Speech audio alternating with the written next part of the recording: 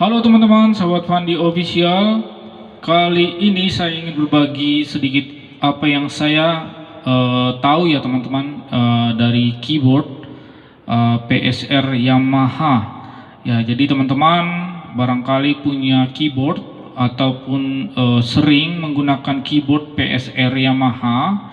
Di sini saya ingin berbagi tentang style teman-teman. Nah, jadi keyboard yang saya pakai ini sekarang ini adalah keyboard Yamaha PSR SX 700 teman-teman. Nah, jadi kalau di keyboard Yamaha itu teman-teman, kalau kalian pakai PSR dari 910 yang masih di bawah ini, modelnya yang masih warna silver, ataupun di atasnya yang PSR 950, 970 yang sudah warna hitam ya. Nah, jadi di sini teman-teman kalian bisa memperhatikan di usernya ataupun expansion ataupun user ya. Jadi di sini biasanya adalah style-style yang sudah kita sampling, yang kita simpan di memori keyboard ini ya, memori keyboard tersebut ya. Nah, jadi seperti ada patam-patam, odak-odak, ataupun gendang seluk. Kalau dari Melayu misalkan ada dangdut ya, dangdut manual, ada dangdut umum, ada dangdut legend, macam-macam lah. Jadi tergantung style yang teman-teman simpan. Nah, teman-teman di sini yang saya maksud kalau teman-teman sering mengiring ya, apalagi khusus saat ini saya ingin berbagi tentang style apa sih yang cocok kita pakai untuk pengiring dalam ibadah. Ya, teman-teman, kalau pengiring dalam ibadah itu sebenarnya tidak terlalu perlu rame ya, tidak perlu rame, dan kalau bisa sih musiknya itu kalau dia musik tempo-tempo seperti Batak ya, musik style seperti Batak ya, kita biasanya itu menonjolkan gondangnya ataupun bassnya ataupun alat-alat tertentu yang khas dari daerah tersebut ya. Nah, jadi di sini saya mau buat teman-teman yang sering mengiring dalam ibadah ya. Misalkan nih saya ambil nih misalkan nih ya, kita ambil di sini misalkan tortor nih. Nah, jadi di sini teman-teman tortor ini, bentar ya. Oke, tortor ini biasanya kan seperti ini teman-teman ya. Coba kita perhatikan ya. Yuk. Nah, kalau dalam musik single keyboard, misalkan dalam pesta, memang ini enak banget teman-teman, karena dia sudah dipadu dari ada ritme 1, ritme 2 ya, seperti ini ya, ritme 1, ritme 2 ada. Kalau ini ritme satunya ini dia pakai mungkin gondangnya teman-teman, yang dia pakai gondangnya. Nah, nih lihat nih, kalau di ritme 2 nya ini, nah ini ritme satunya, jadi dia difokuskan pada gondang. Nah, kalau di ritme 2 nya dia baru ada drumnya. Nah, seperti itu ya. Jadi ada bass, ada chord 1, ada piano, ya ada gitar, ada padnya, ada press 1-nya, ada press 2-nya. Nah, jadi ini adalah perpaduan antara alat-alat musik yang seperti ini digabung ya, dan akhirnya jadinya seperti ini. Nah, memang jadi enak ya teman-teman, jadi rame gitu ya. Tapi kalau menurut saya kalau dalam musik ibadah ini menurut saya terlalu rame ya kan. Jadi ada beberapa instrumen yang harus kita hilangkan. Nah, jadi apa kira-kira teman-teman? Kalau misalkan contohnya lagunya Marolobo, contohnya gini ya. Ya kan? Coba kita padu dulu dengan semuanya teman-teman. Oke, temponya kita kurangi ya. 120 aja. Oke.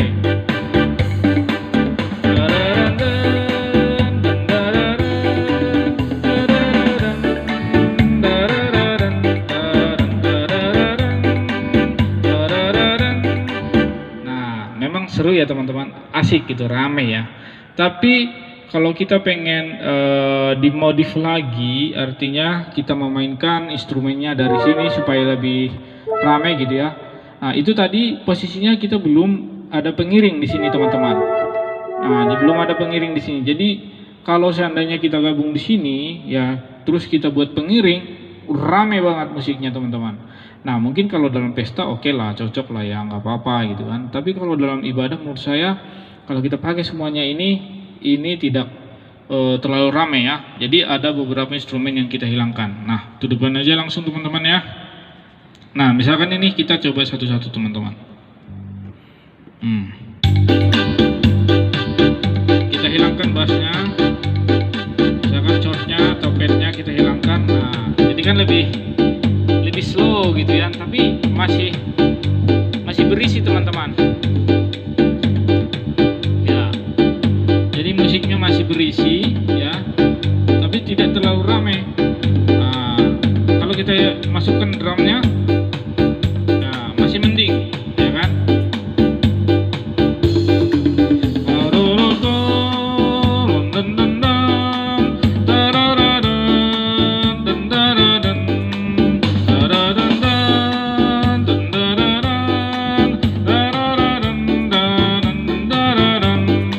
Oke, kira-kira seperti itu. Nah, tapi kalau misalkan kita kurangi lagi teman-teman, nanti kita buat ramenya di variasi yang ada di sini teman-teman. Jadi pengisinya, ya itu tadi teman-teman. Jadi kalau kita kalau kita padukan semuanya di sini, ya kita buat semuanya musiknya di sini terlalu rame. Nah, seperti tadi kan enak teman-teman. Apalagi kalau kita buat tambahan-tambahan dari sini, ya. Jadi musik yang kurang padat tadi dia disempurnakan dari variasi yang ada di sini teman-teman. Nah, jadi buat teman-teman yang sering mengiring di gereja ya untuk musik ibadah seperti ini ya, apalagi musiknya musik pujian yang sudah yang sudah familiar, musik-musik Batak ya. Nah, tapi musik Bataknya itu misalkan dibuat ke lagu rohani gitu.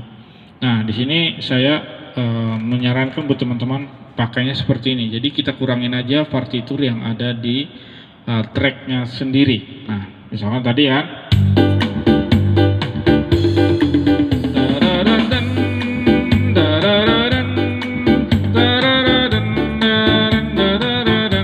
Oke, coba kita buat variasinya ya.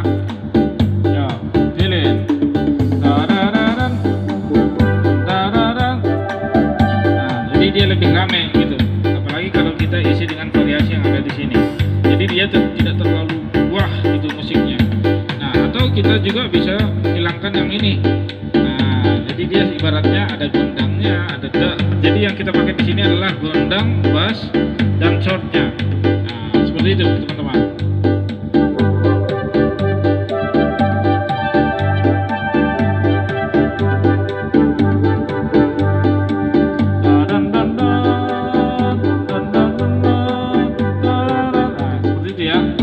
Jadi dia musiknya tidak terlalu rame, full gitu, lebih meriah saya rasa, dan tidak terlalu banyak, tidak terlalu rame.